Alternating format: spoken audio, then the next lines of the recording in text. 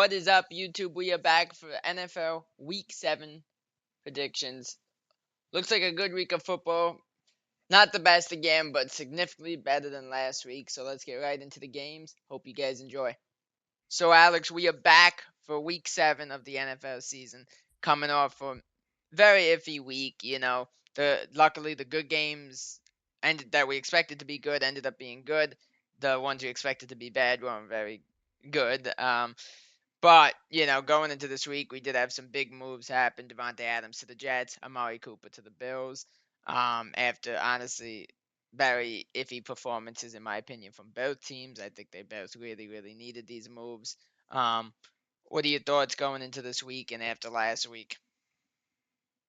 Well, look, I mean, again, that's the bombshell coming in. Devontae going to be with his old pal in Aaron Rodgers in New Jersey. And now the Bills have their number one guy and their main receiver in Amari Cooper. So two good moves for the teams on paper after what was not the prettiest money game between them, but Buffalo won. With a Rodgers Hail Mary touchdown and a Tyler Bass missed field goal was one of the worst things I've seen in my entire life. Yeah. The Jets still found when it blew it in classic Jets fashion. And even Rodgers, they're throwing picks and losing games and bad ways. So they could have Rodgers, Brady, they could have Joe Montana, they can bring back Jim Brown from the dead. They're not going to win games. Yeah. So the question now is, are they going to win, though, with Devontae? And again, on paper, it's a great move for right now for a team that's struggling, that's supposed to be better than they should be, coming off, firing Robert Saleh and their first game without him. It wasn't a good look on Monday, but they get Devontae after weeks and really years of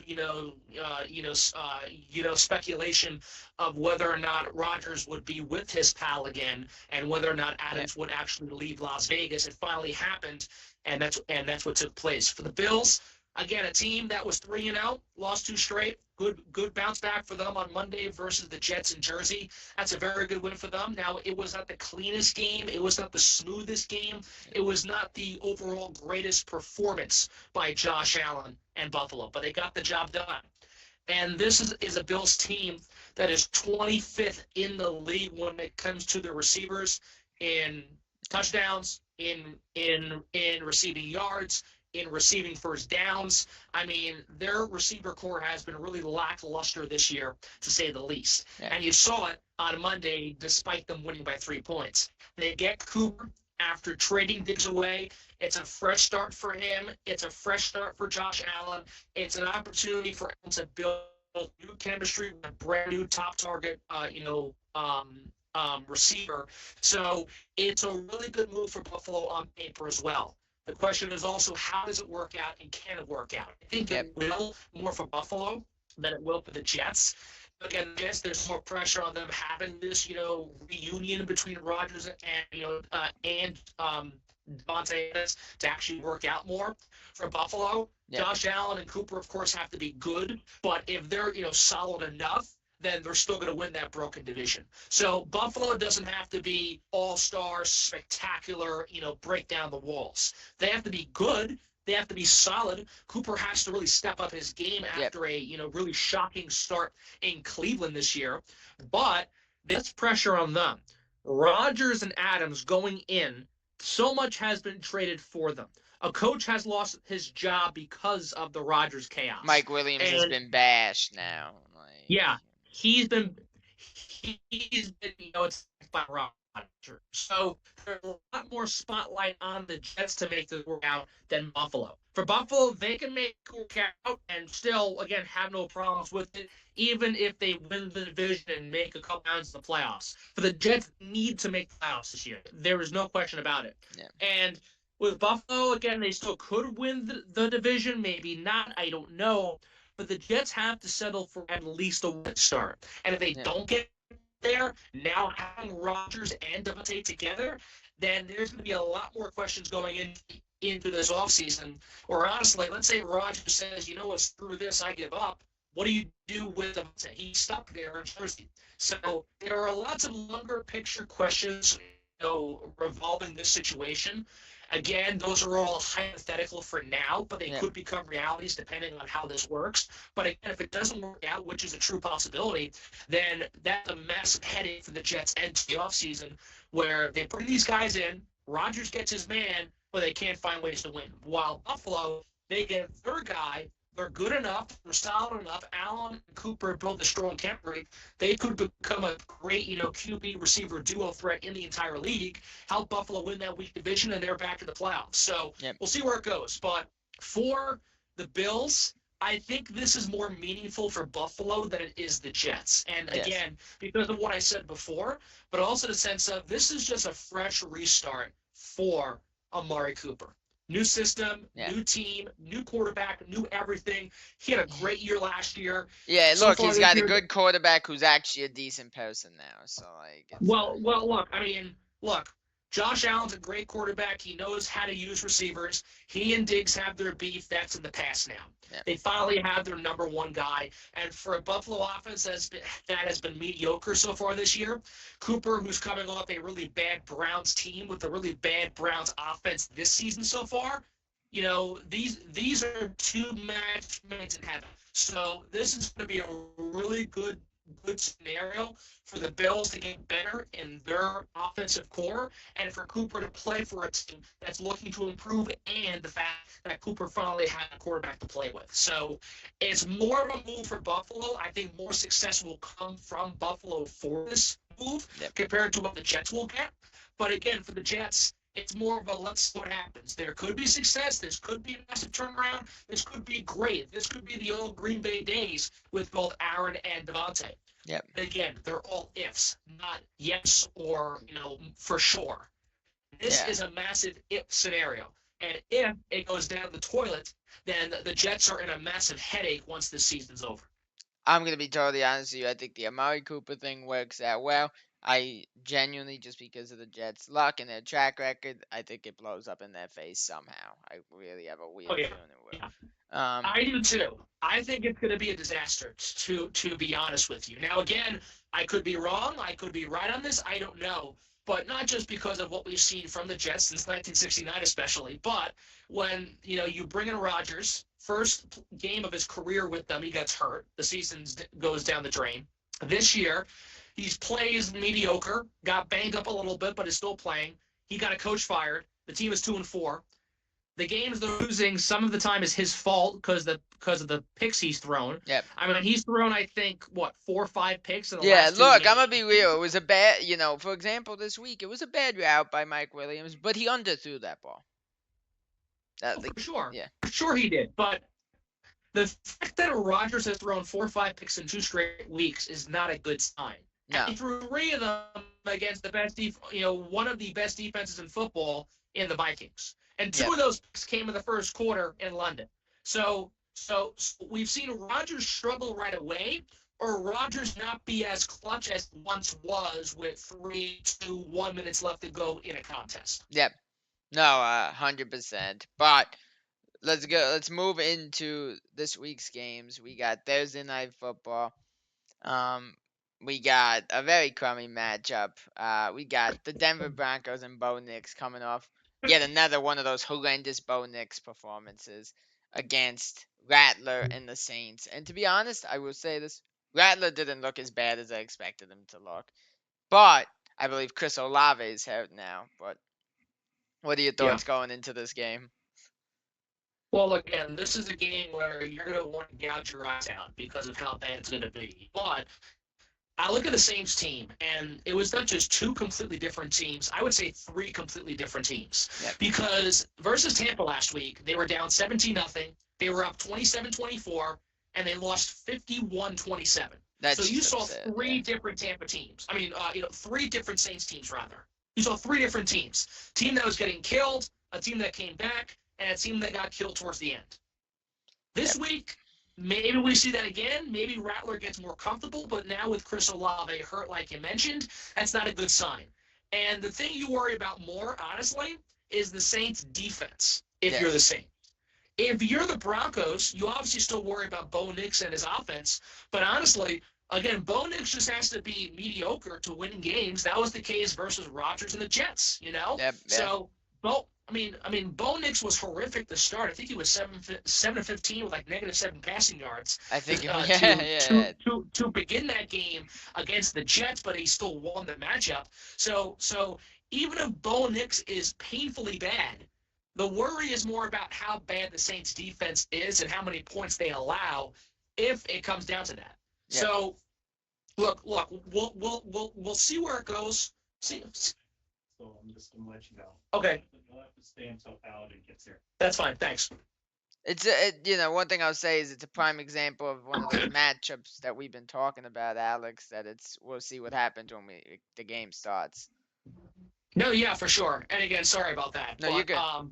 Look, again, it is something where we are going to have to watch and see. And again, I don't want to use this, same old, sing-song line that we've been using, but I can't make a decision until we actually see what happens, or we're not going to see, we'll see what we get until the game actually starts. I don't want to keep, saying that line again and again, week after week on your program. Yeah, here, and I but hate saying that it is too, honestly, but it is what a lot of these games have been like. Oh, I know that for sure. And again, that's my point. I don't want to say that, but I kind of have to because I'm either getting a 17-13 game or one team's getting kicked out 52-0, Yep. So it's like, again, I don't know what I'm getting. I'm getting one thing, the other thing, or I'm getting the thing in the middle where I just want to, again, buzz my head off. So I just don't know. But again, for the sake of the segment, for the sake of giving you an answer, and for the sake of making a choice between these two horrific teams, the fact that I have to make a choice is really painful enough. Yeah. But you know what? Give me the Saints because there's more upside on the Saints than there is Denver. Because for Bo Nix, again, we're seeing 1 week he's great, the next week he's awful, Yeah. the next week he's mediocre, and then the following week he costs him a game. So we see that consistent trend with him. Yeah. Spencer Rattler played one game, looked good. The defense stunk it up. That was the problem. And guaranteed they stunk it up against a really good Tampa Bay offense. So that plays a factor. So even though I said that Bo Nix might find success or find some success against a bad Saints defense from last week, the Saints are going up against a much worse offense. Much worse offense. Oh, yeah. So the Saints might have that edge as well entering this game. So, again, the Saints have to be mediocre. The Broncos also have to be mediocre to win this game. Whoever wins doesn't have to be sensational. Oh, I know. But It's going to be an ugly game. Yeah, but I think the Saints will be mediocre enough to win on Thursday. Yeah, I honestly would be shocked if this is like a 13-10 game, a low scoring, really crappy game between these two teams. Oh my goodness! I'd rather. Again, I love Al Michaels, great announcer, one of the best ever. I'd rather watch him drink prune juice than watch this game. Yeah, it's That's bad. how bad it's gonna be. No, it's bad, but yeah, I think the Saints pull it out in a very low scoring, ugly game. We move into the London game, another ugly game. We got the New England Patriots and Drake May, who actually did do a little more than Jacoby Brissett has been doing, which doesn't say much, but he did, against Trevor Lawrence and the Jacksonville Jaguars, who have now gotten 2 straight London games, back-to-back weeks. What are your thoughts on this one? So the Jaguars got their butts beat in London last week, and they got to go back there again. Yeah, well, they stayed in London the whole time, actually. Yeah, sure, but the fact that they're playing there again, these poor British. They got a good. Seriously, even though Rodgers crapped the bed a few weeks ago, they got a pretty good game between the Vikings and Jets. Yes, yeah. Last week was just a steamroll. Yeah. Yeah, for sure. And now they get these two teams. No wonder why the Queen's in the grave. This is really bad. This is just a really bad game. And I'm gonna say this Drake now. May, they're bad, but the Jaguars cannot let themselves lose this game. I agree because the Patriots have no upside whatsoever. Yes. Look, Drake May was okay. He did start rocky like we expected. Yeah. He did improve as the game went on, but it was nothing super spectacular. Trevor Lawrence has been god-awful this year. The Jaguars' defense has been horrific. And the Jaguars as a whole, I think Doug Peterson has lost that locker room, to be honest with you. He needs to be gone, yeah. He should be gone. He should be fired. And if the Jets are going to fire Robert Saleh, I think they should have kept him for now at least. But if they're going to fire him in season, Yeah, I mean, why is Doug Peterson how is still a there? coach who's got one win in the calendar year still there? Yeah, I don't know.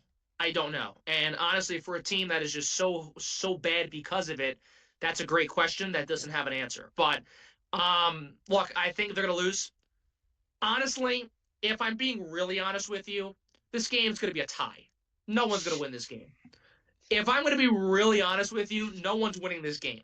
This will be the tie of all ties in London between two Yeah. garbage teams. Would you be shocked if somehow the Patriots pulled off a win here though against Jacksonville? I wouldn't be. But again, there's a but to it. I think, but for the sake of choosing a team, I'm going with the Patriots. I think they're going to win this game based on that.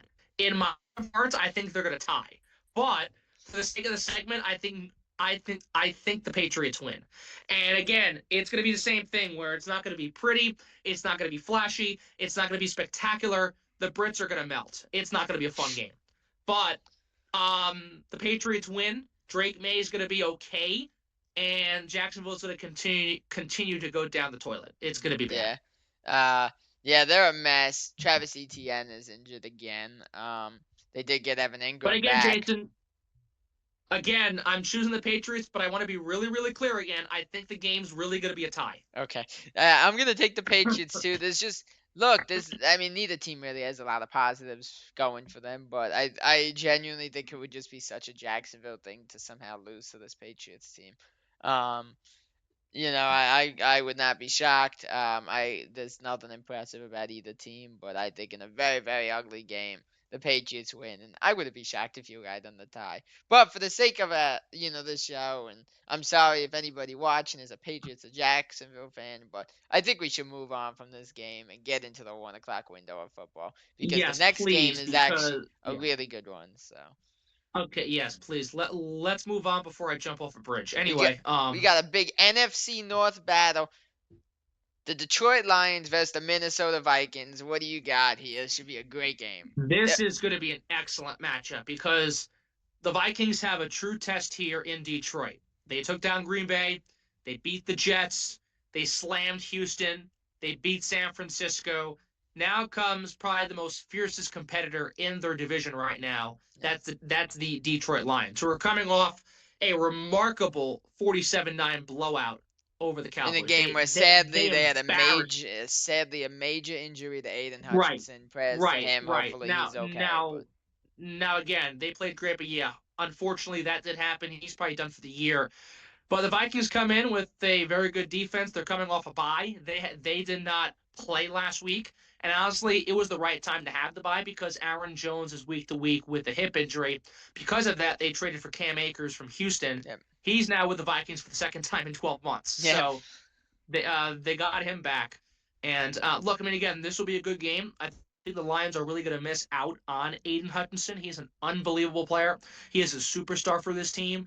Before he got hurt, he was leading the team in sacks. He was the fastest player to do that to begin a season since 1983. He had 7.5 sacks, 8 really if you include the sack to Prescott before as he got hurt. So yeah, he was unbelievable. They're going to miss him dearly, but I think the Vikings get the 6-0.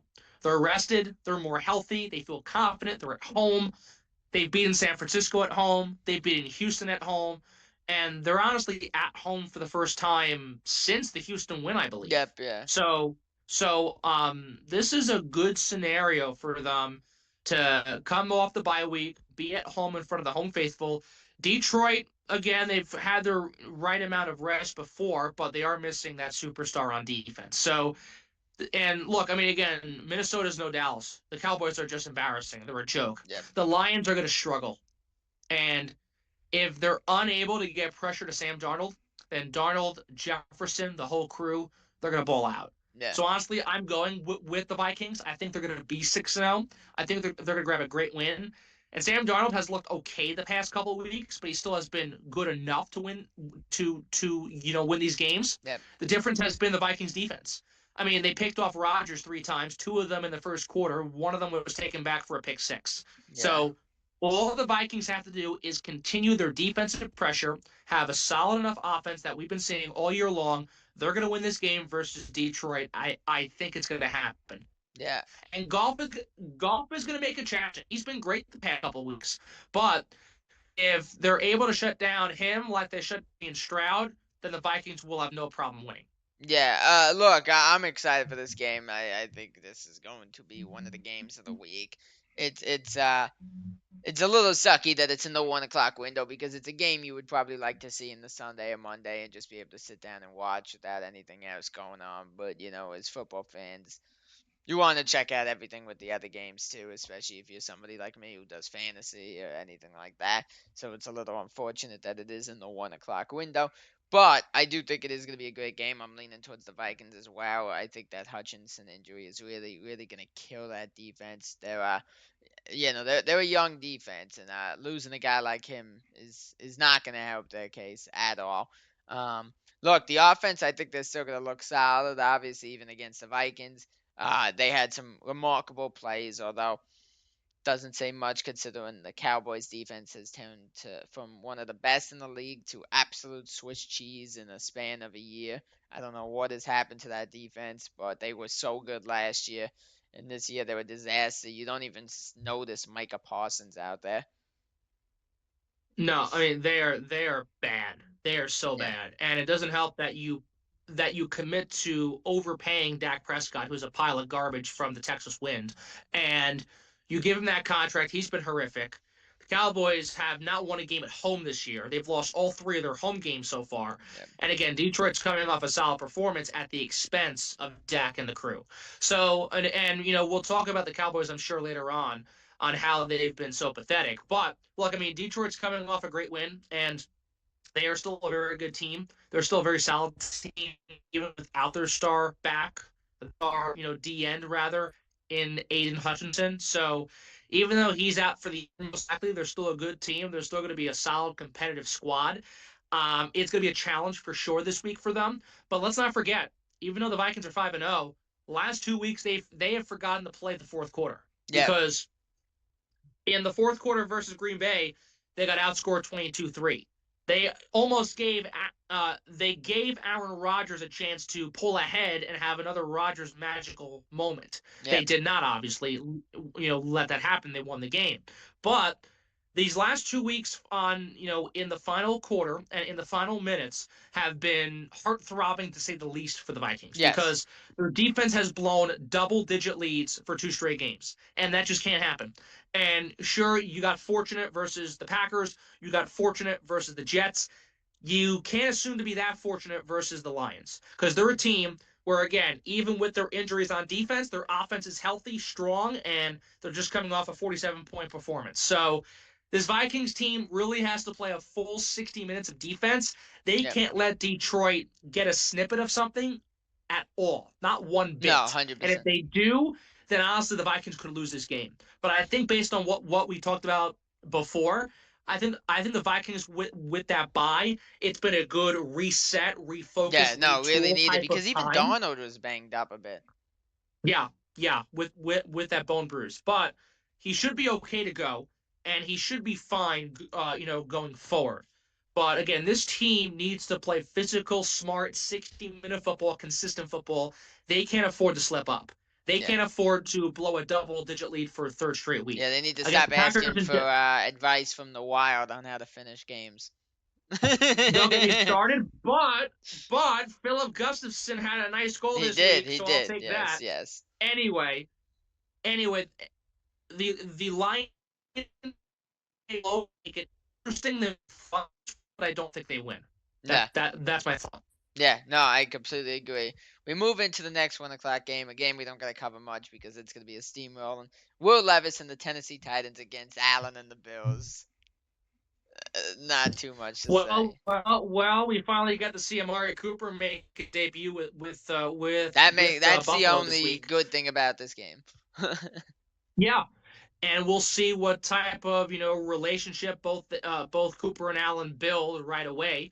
I think it'll be a strong one. I think they'll do very well against a very weak Titans secondary and defense overall. So yeah, I think they're going to win. No question about it. I think Buffalo's going to steamroll Tennessee, just like you said. And I mean, the Titans are painful too. I mean, Yeah. you've got the Jaguars, you've got the Titans, you have so many bad teams, especially in the AFC, Yeah. that I wouldn't let a grandmother and their children watch. That's how bad they are. So, I mean, no, I mean, they're just so bad. I No, mean, I know. if you are a fan of this team, I don't know how you don't have heart problems because they are just so painful to watch. And when they try to give you some type of glimmer of hope, they completely just ruin it Will for you. Levis has some Or sort of stupid turnover. Yeah. yeah, or they're just so bad that you just want to go into a coma and just don't watch this game anymore. No, no, it's really that bad. Put So, yourself into a medically induced coma so you don't gotta watch the Titans.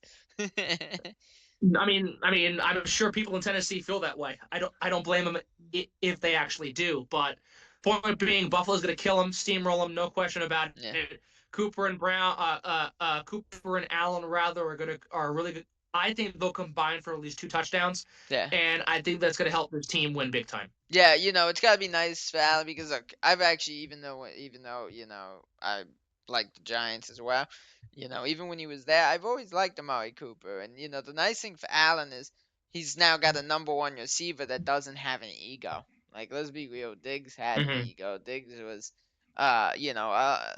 a bit of a locker room issue. I would 100% Sure. classify No, him yeah. as a problem in the locker room, and he finally has a Yeah. number one Yeah. guy that's not going to cause issues. So that's got to be nice, and I think it's going to pay off very well for them. I would not be Well, shocked look. if the Titans get held below, like maybe below 13 points. I'll be fair and give them a little something, but Well, I think that's pretty generous, honestly. I mean, they could they could get shut out. Who knows? But I mean, look, again, I think you're right on that for Cooper for sure. And he's a guy who just wants to play for a winning team. That's all he wants. He wants to play for a winning team, find success, get targets, build up his resume further, maybe win a championship one day. That's all he wants. yeah, And he's like, I he's the finally have a perfect good guy to have. quarterback. I finally have a Well, good well, quarterback. well, yeah. And look, again, Allen and Diggs, that's the past now. It's now Allen and Cooper. That's all that matters right now.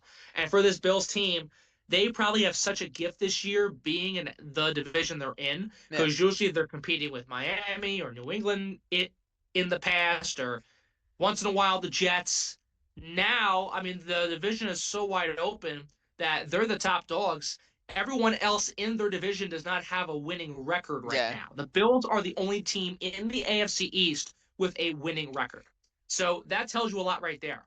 And this is just a prime example, great opportunity for this team to take that and run with it. yep, And I think that's going to start. And again, the Bills are 4-2, and they started 3-0, but their receiving core before trading for Amari was 25th or worse in catches, yep. in touchdowns, in receiving yards, in first downs. Like it was really bad.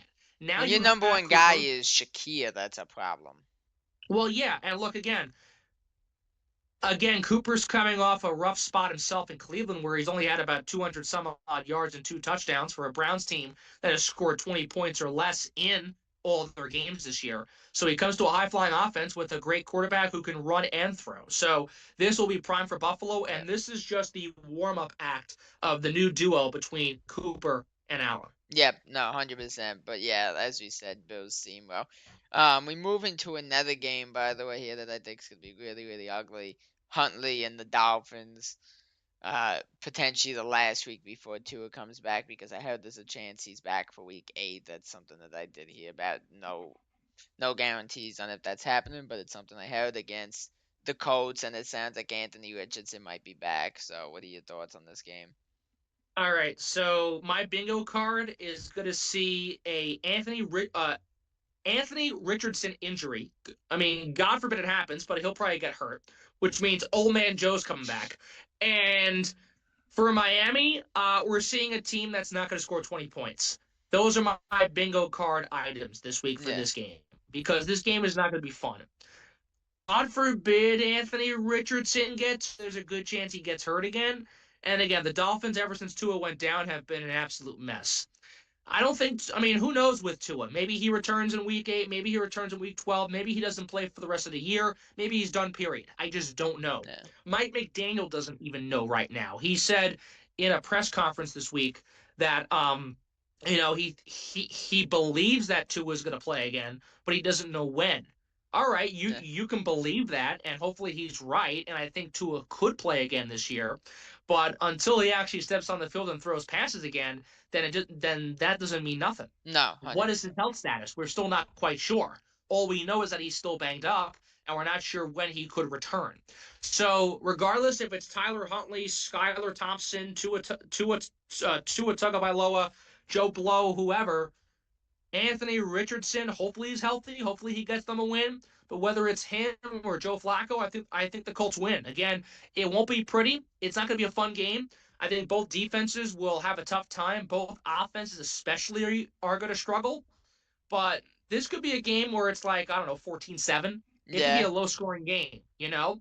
So I don't see much scoring in this game, let alone, I mean, hopefully Richardson's healthy, but the way he's played 2 years now, he's had more concussions than touchdown passes in games played. So, I mean, it is really bad.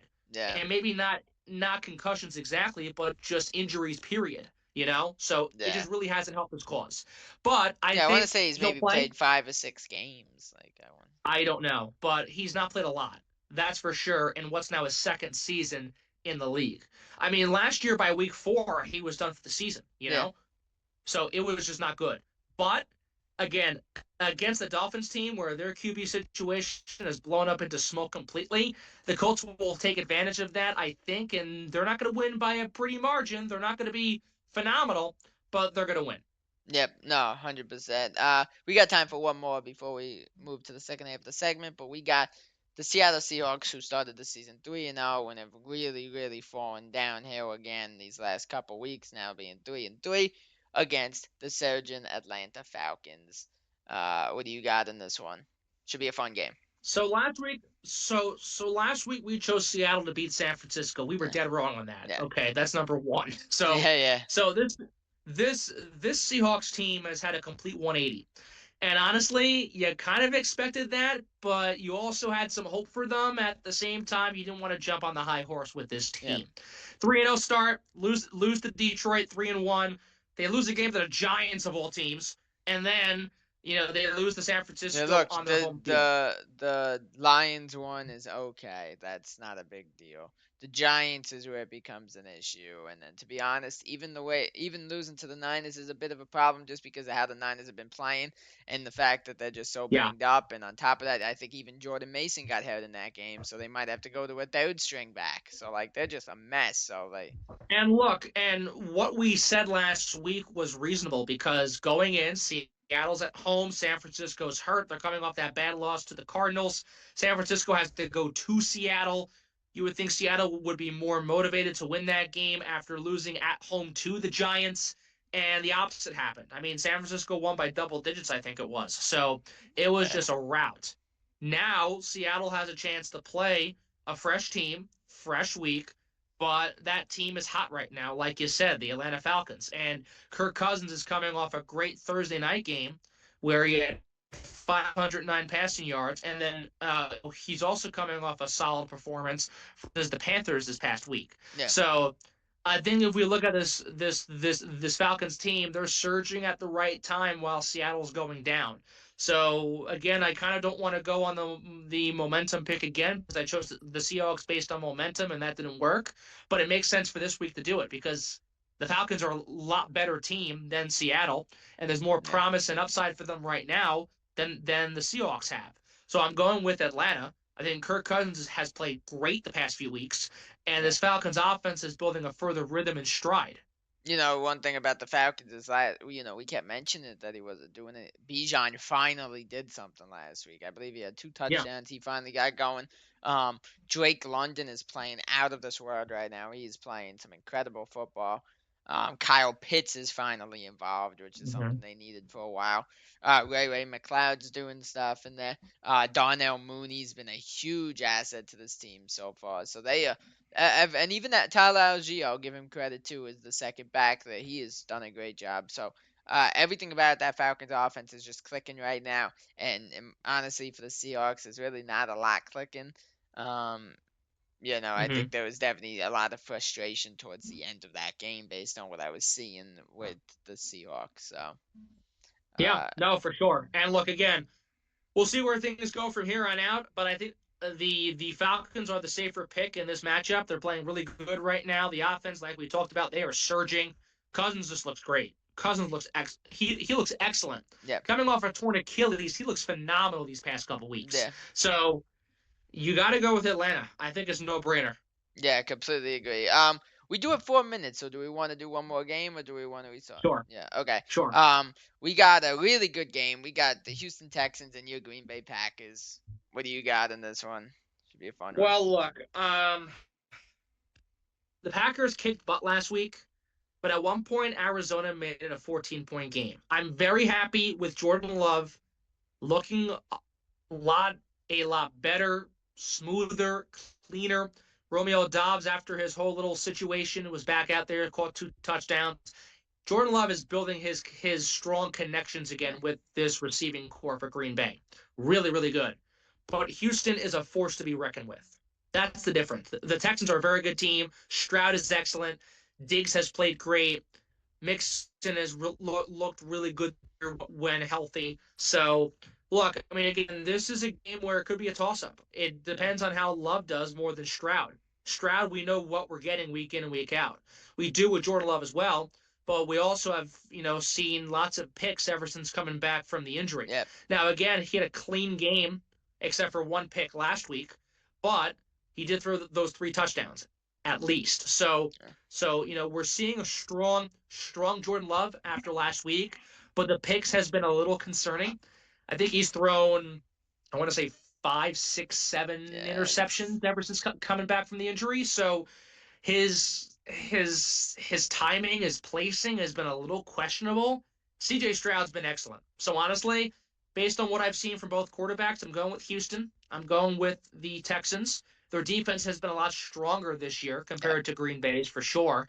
And keep in mind, they just beat up on the Cardinals, so it doesn't say much. Yeah. So regardless, I think Houston's the better team. They're going to win this game. And hopefully the Packers don't struggle, but they could see struggles. Jordan Love has to clean up the picks, and I think that might not be the case against a very good Texans squad. Yeah, I'm going Texans and so on. Sadly for you guys as well. Look, one thing I will give you guys is obviously we failed to mention Christian Watson's back, and he scored the touchdown, which is huge for you guys. Jaden Reed is looking good. Romeo Doubs is back, but I really don't think that's gonna be enough, man. This is like probably one of the top 3 offenses in the league, and it is gonna be so hard to compete with this team. It really is. Well, I'm just one of the top 3 offenses. They're one of the top 5 teams in the entire National Football League. Yeah. So they're just a very good team. Their offense is excellent. Their defense is solid. Again, CJ Stroud, after a great year last year, has just been so much better than he was last year. And last year was amazing for him. So they're a very good team. They're gonna really take care of business. Yeah. Look, for the Packers to win this game, Jordan Love literally needs to have a perfect game. He cannot do anything bad. He cannot throw a pick. He's got to be clean. And again, it was a great build-up with these receivers last week, but it was against Arizona. Put him against a much tougher team like Houston, we're going to have to see what happens. Yep, no, I completely agree with that.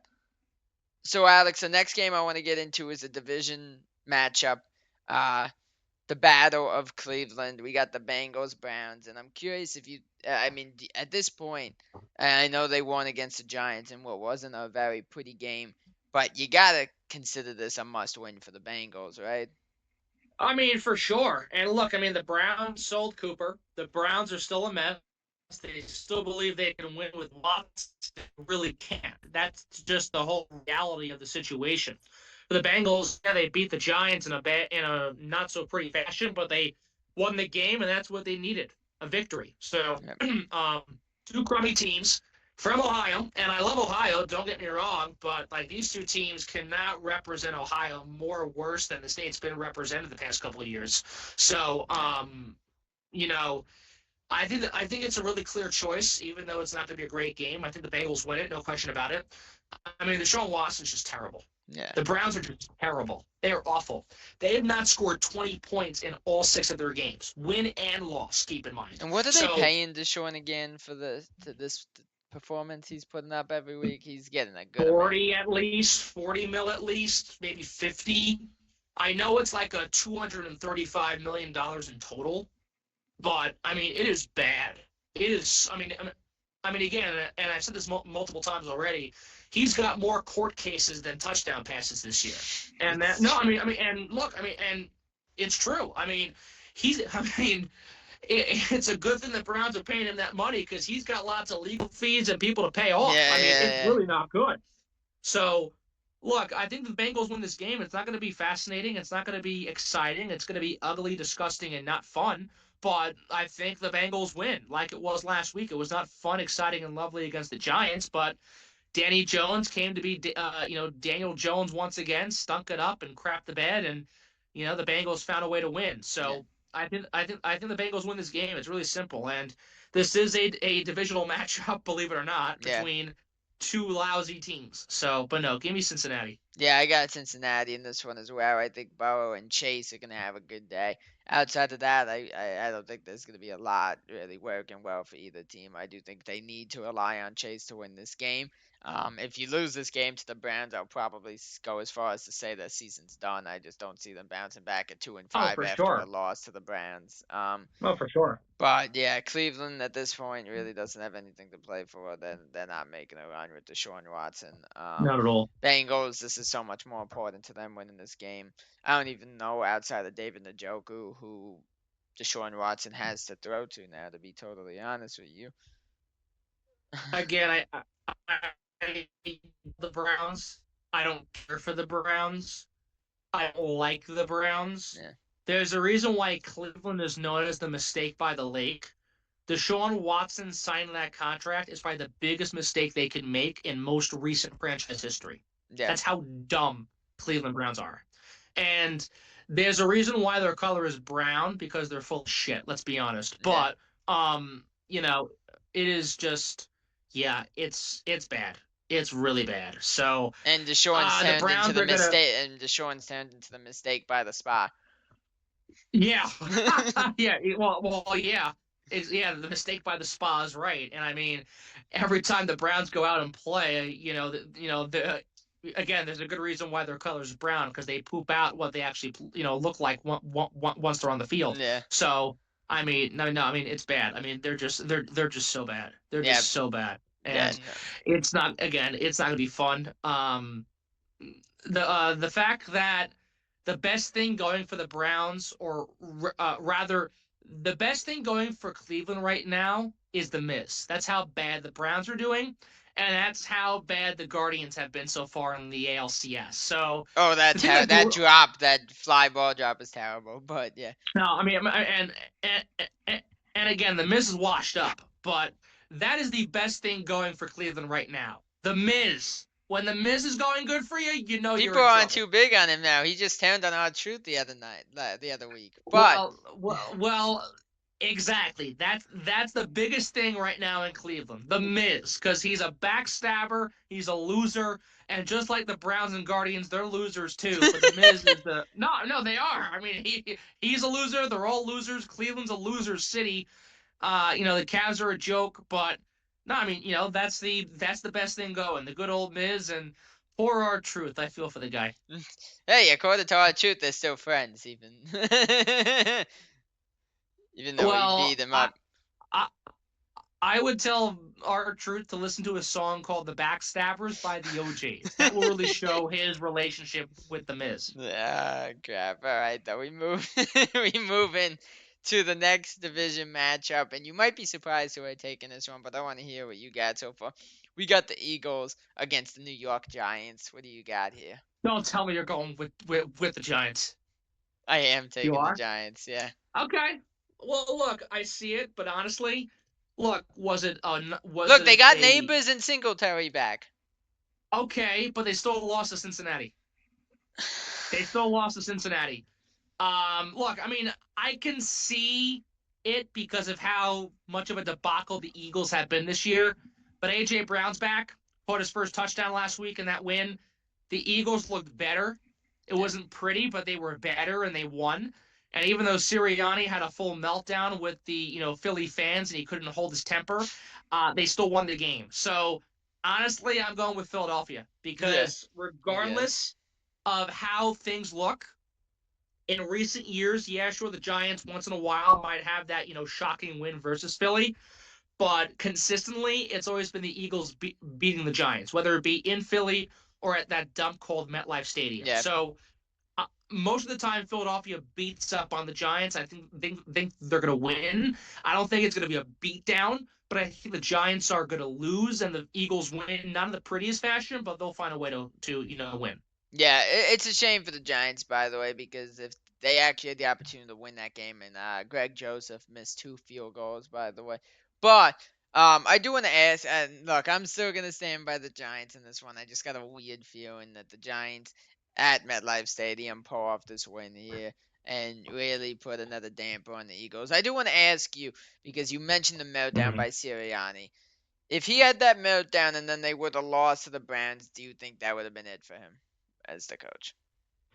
Not quite. I think it would have been close. I think he would have been on the hot seat. I Okay. think it'd be not a very good look. It still is not a good look. Don't get me wrong. It's a terrible look because Sirianni since the Super Bowl has been a lousy coach, Yep. and the fans have every right to criticize your job with how much of a bad job you've done the past year and change now 2 seasons. But um, no, not yet. I think it would have been, coming up. I think it'd be warming up, but not quite. If they lost, and then let's say they lose to the Giants this week, then I think he gets sacked for sure. Okay. Because if we look at the standard for how Robert Saleh got, fired, yeah, he was 20 and 36 as the bench boss since 21 with this team. But the Jets, even in that loss towards the end, had a comeback drive. Yep. And nothing really changed after you fired Saleh for this past week at least. And Nothing look, really changed because all I'm gonna say is, to blame the coach in that scenario when you look at the quarterbacks he's had over the time as a Jets coach, it's not really his fault. He's had some of the most yes, horrendous quarterbacks. Yes, there's a lot of things he could have done to improve the situation, oh but sure, the sure. quarterbacks are a disaster. But let's not forget the Jets defense has been really good this year, even without, wins, losses, whatever. Yep. Regardless of the record, the Jets defense has been consistently solid. It's just Rodgers has, laid goose eggs Yep. multiple times this week. That's been the problem. But if we look at Saleh, it's a whole different standard because you fire him based off that loss in London, and then nothing changes in the first game, which, okay, one game, fine, but nothing changes. Rodgers still cost you the game. You were still down by double digits. You still lost. Now Yeah. you trade for Devontae, and if nothing changes going forward, then what was the point of firing Robert Saleh? No point at Yeah. all. Look, The I'm Eagles gonna are say this different. now. You should have, if, and we'll go back to what you were just about to say with the Yeah, Eagles. yeah. But you should have traded for Adams and then given it a shot before firing Salah. I mean, you should have traded for Adams in the offseason because for years he wanted out of Vegas. Yep. And yeah, he wanted to wait and see what happened, but I mean, for maybe 2 years at least, it's been rumored that he wanted out or he wanted to reunite with Aaron Rodgers or, again, just play somewhere else, maybe reunite with Derek Carr. That was his hope for a while. Yep. And Yeah. you knew that going in potentially. Now you sack him. Saleh this is. You sack him. He's gone. The interim head coach didn't do much of a difference. Now you bring in Devontae, and if it completely goes up in smoke, then Saleh got fired. He got, his head chopped off. He was the I'm blanking on the word, but he was the Scapegoat. scapegoat. Yep. Yeah, thank you, scapegoat. He was the scapegoat in the situation where Rodgers couldn't hold his own. So that's that. But to get back to your question with Philadelphia, if they lost and they lose this week, then for sure he's gone. And Philadelphia's situation's a little different because there's more upside to Jalen Hurts because he's younger, because of the fact that he has AJ Brown and Devontae Smith, and he has a solid offense when healthy. Yep. It's just the Eagles again have been hurt.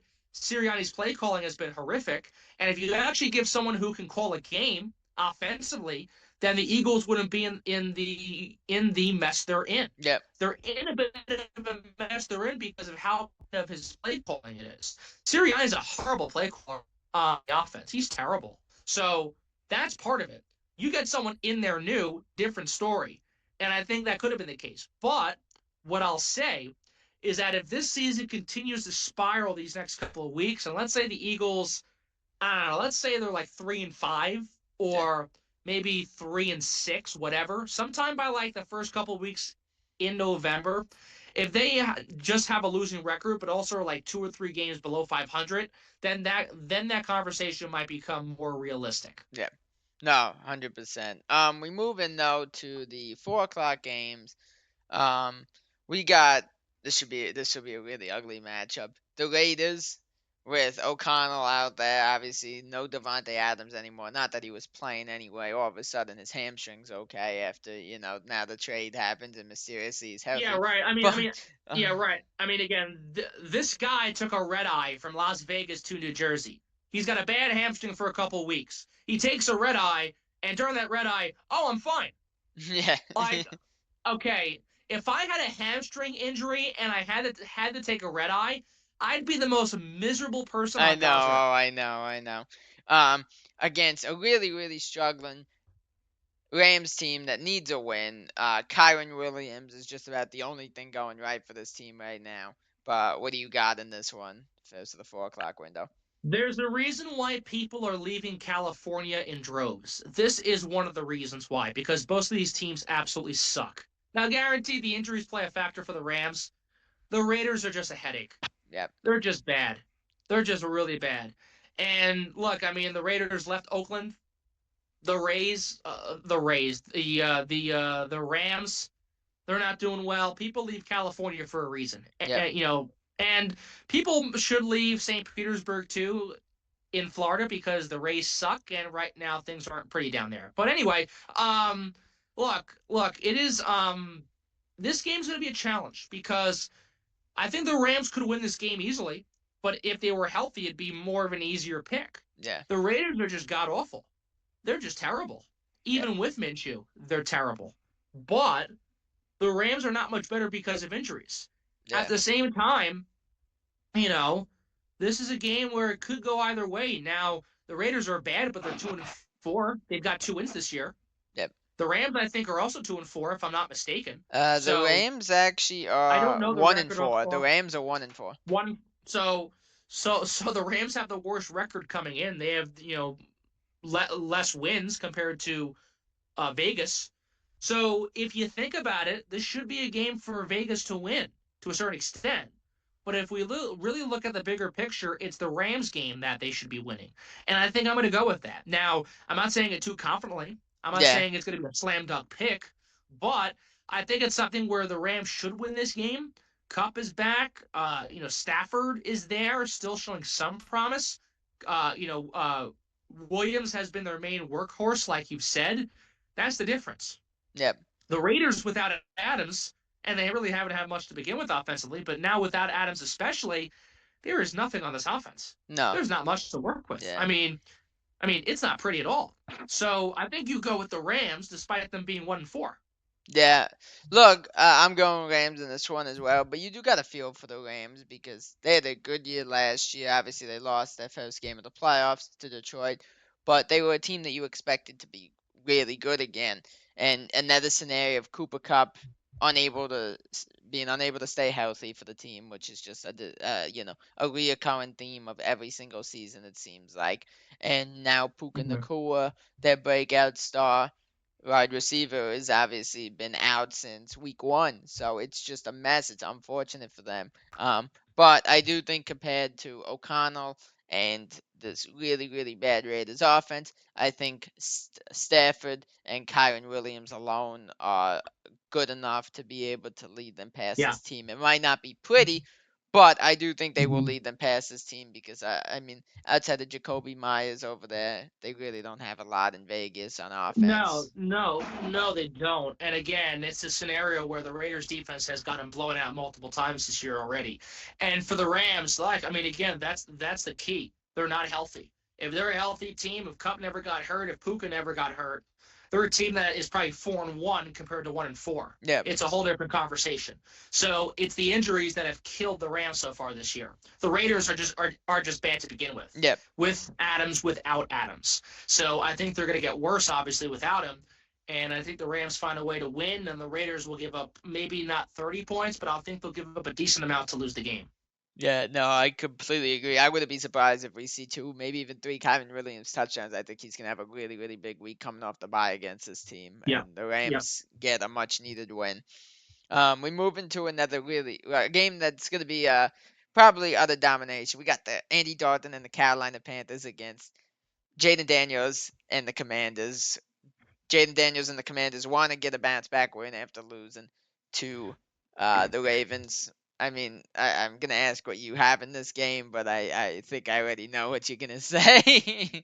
Um, that's a great question, Jason. I wish I had more time to think about it. But my answer is Washington. That's for sure. I mean, no, I mean, Jaden Daniels is going to be the rookie of the year. Yep. And it's only 6-7 weeks in.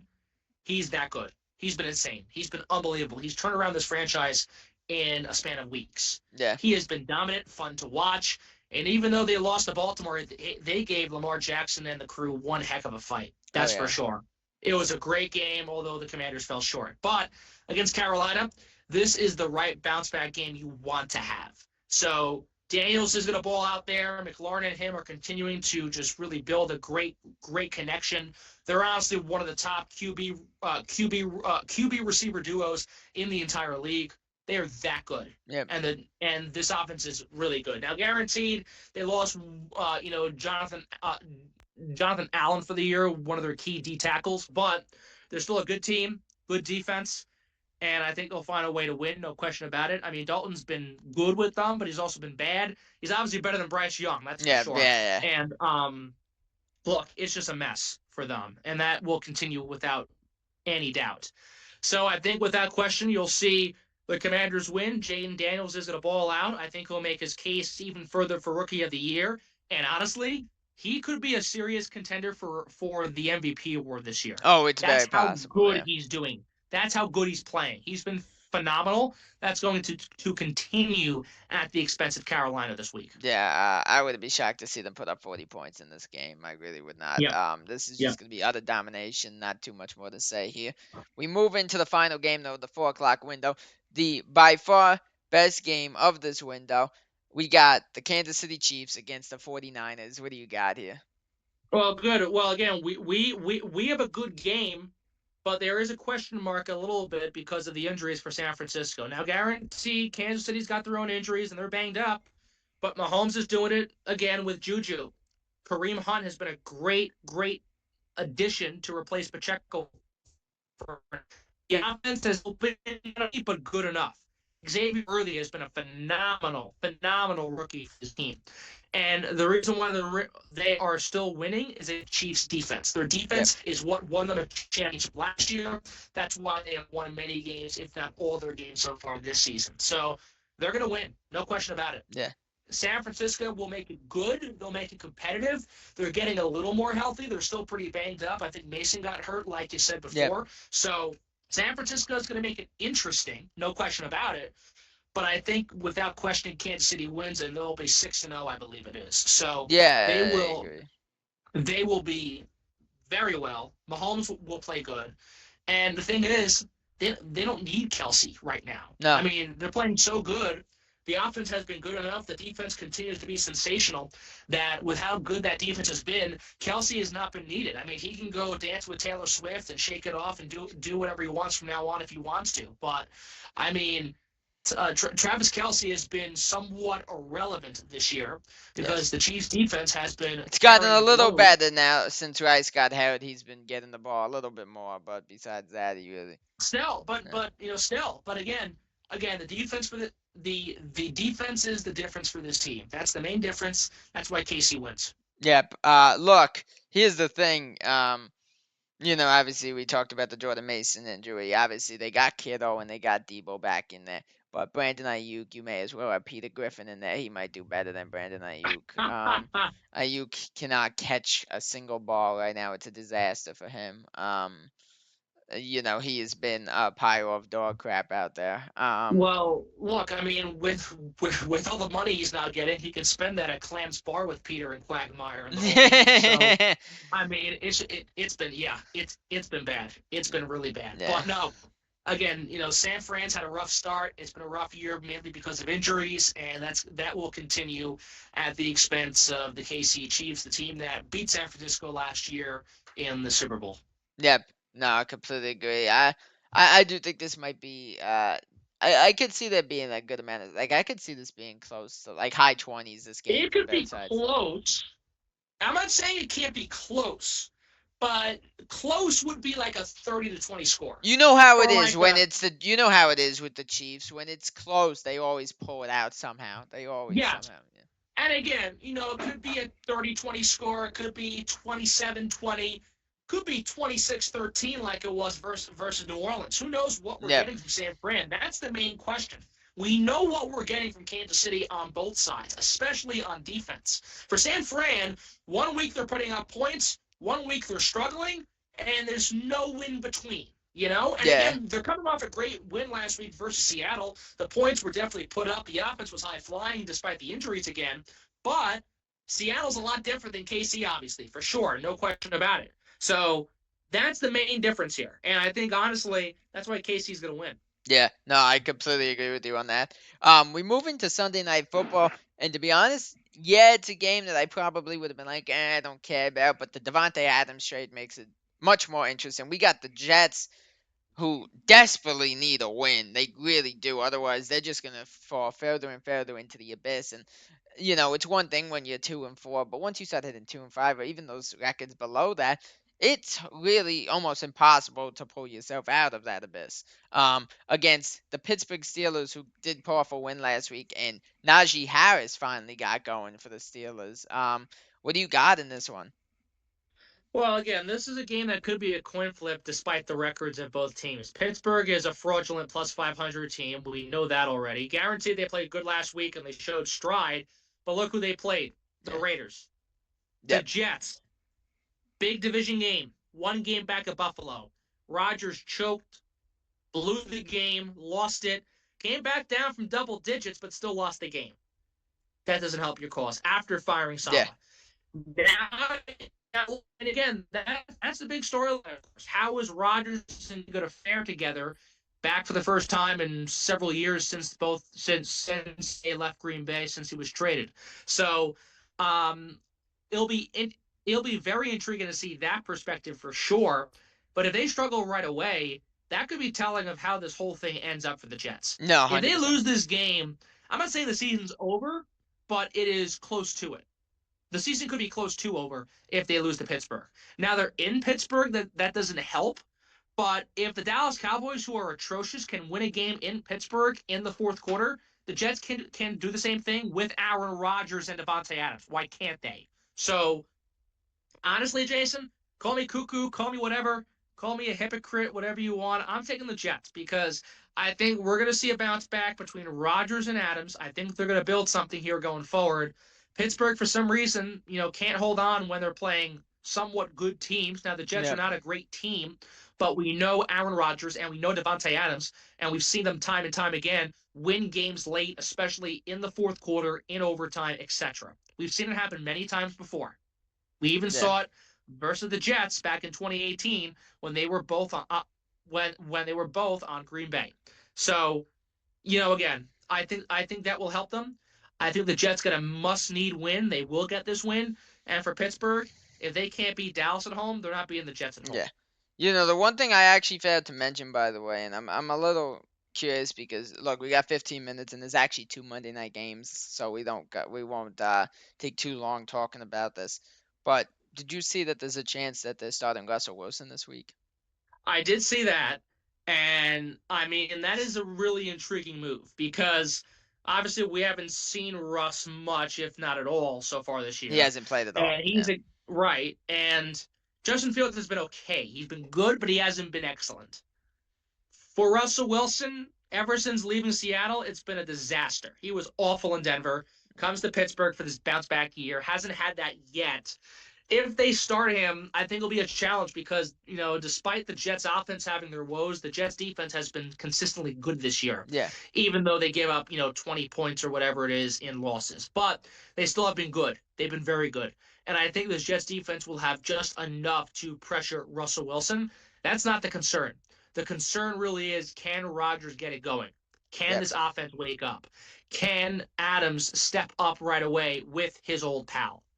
That is the $1 million question. That's the $1 billion question this week. Can that happen? If it happens, they win. If it doesn't happen, Russell Wilson can play like crap, but the Jets are not winning. Yeah. Look, this is actually kind of crazy to me, by the way, because obviously, making this NFL schedule, they didn't know what was happening. Back-to-back weeks, the Jets are Monday night and then Sunday. What is the league doing there? I mean, again, it was all the Rodgers hype. Think about it, because Rodgers is back, he's healthy, he's ready to go. The Jets are coming in, they're looking to, rebound after last year's disappointing season, and yet with Rodgers even there, they're sticking up the joint. So, look, he's got Adams, he's got Lazard, he's got two of his old pals in Green Bay. Yep. If he can't get it done with two of his old pals with the Packers, then there's really a problem, or the Jets are so cursed they just need to be wiped off the face of the earth. Yeah, I mean, look, I'm going the Jets. Yeah, I'm going the Jets, and then honestly, an ugly game. We move in, though, to the first of the two Monday night games. I am really looking forward to this. I don't know if you're aware of what these two games are at all, but we got one that should be phenomenal, and we got one that should be terrible. We'll start with the phenomenal one. We got the Ravens versus the Buccaneers. What do you got here? That is a good game because we got two explosive quarterbacks. Baker's been good this year. Lamar, of course, is sensational. We got two really good offenses and two defenses that are pretty solid. But honestly, the difference is going to be that Ravens defense. Can they hold down Baker Mayfield? That's the question. They did a decent job with Mahomes, but still lost. They did a great job against Josh Allen earlier in the season. There are times where they're great, and then there are times where they're kind of questionable. But Tampa's a team where they're good, they're solid, but when there's a real challenge in front of them or a team surprises them, they start to flounder. And look, I think it'll be a close game. It'll be a good game.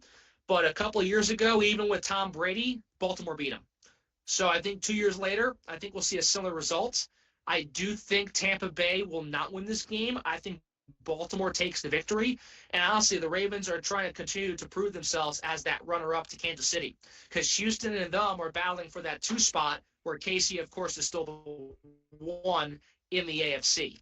So this is more of a Ravens win that needs to happen for them than a Buccaneers victory. Now, guaranteed Tampa still needs to win this game. Don't get me wrong, because the Falcons, a number of them, are battling for first place. But for Baltimore, in a weak division with a fraudulent Pittsburgh team also, battling for first, this has to be more of a win for Baltimore for those reasons. And again, the fact that they are still behind Kansas City when it comes to that 1 seed in the AFC. So give me Baltimore. I think they'll do well. I think the defense will do just enough to, frustrate Baker Mayfield. I think Baker will still play good. He won't be horrific, but he'll be good, but not good enough to win. If that makes any sense. Oh no, I and completely then when it comes to this Ravens offense, again, solid, consistent. Lamar Jackson built more of a chemistry with his team, especially in the passing game. Derrick Henry's been a menace.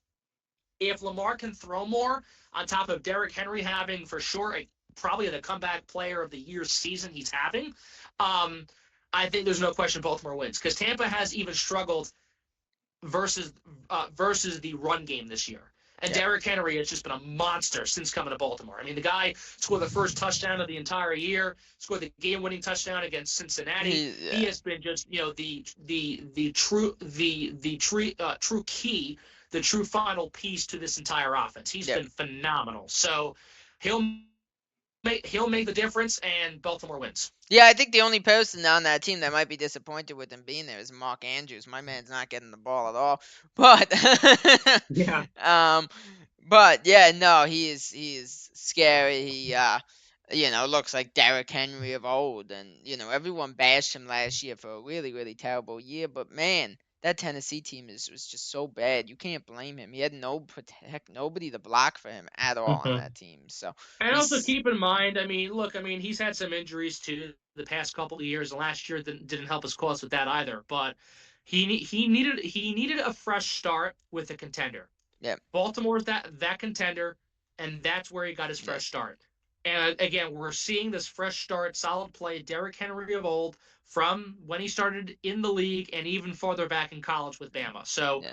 he is an excellent running back. He's very solid. Every player has their down years or down moments or what have you. Yeah. This is the ultimate comeback story for him this year, and he's going to further prove that at the expense of Baker and the Buccaneers this week. Yeah, look, I still do think we are in the final couple years of Derrick Henry's career, just being the fact that running backs don't last that long in the league. They really don't. Sure. But I think he's still gonna have a great final couple years. I really do. But no, he has been a huge piece there. As much as I like the Buccaneers and would like to see them win this game, as somebody who's one of my two teams being the Bengals, I don't think the Bengals are gonna get that help at all. And it's a shame for the Bengals because it could be a very different scenario right now. They should have beat the Patriots. They should have beat the Ravens. The Bengals should be in a different spot. The Bengals should honestly be the team that's the top of the division right now, but they've shot themselves in the foot so many times. But Ravens pull. Well, actually, I mean, the, I wouldn't say they.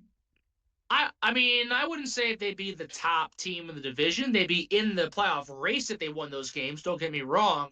I just think even if they beat Baltimore, right? well, no. If they Even well, I'm if saying they if they did beat Baltimore and they beat the Patriots, actually, technically, they would be a game up right now on the okay, Ravens. Is what sure, I'm saying. Is what I'm saying. So. true. But let's say Baltimore beat Kansas City, which they should have, then it might be a different conversation.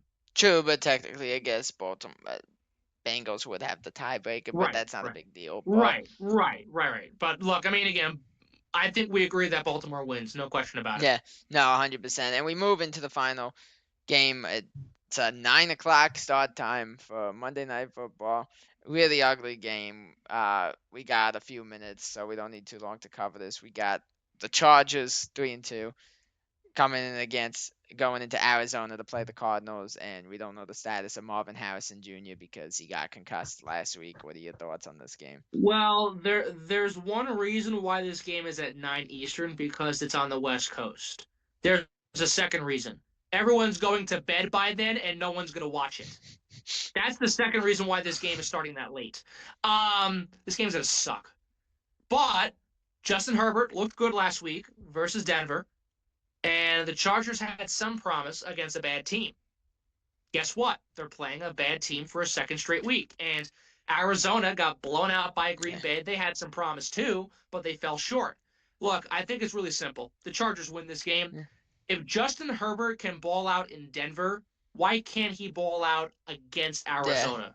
And why can't he build off last week's performance when he played a weak team against another weak team? I Yeah. think it's simple. Chargers win based off that. Yeah, look, this is one of those scenarios. If you want to be a playoff team, these are the teams you have to beat. You can, if the, you cannot, if you're the Chargers and want to make the playoffs, you cannot lose this game. If you lose this Mm-hmm. game, I don't view you as, and look, I don't view the Chargers as a threat anyway, but that diminishes it even further if they did lose Yeah. this game.